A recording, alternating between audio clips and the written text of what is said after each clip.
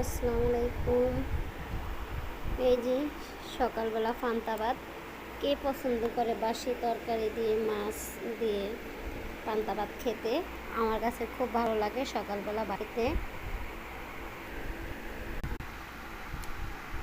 আমার কাছে খুবই ভালো লাগে পানি ভাত দিয়ে পান্তা ভাত খেতে। জানি না কার কার ভালো লাগে, তবে আমার কাছে সুস্বাদু লাগে।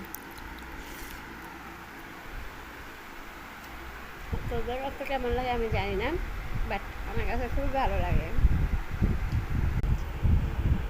এই যে দেখেন, মাছ, রুই মাছ দিয়ে আলু দিয়ে রান্না করা হয়েছিল কালকে।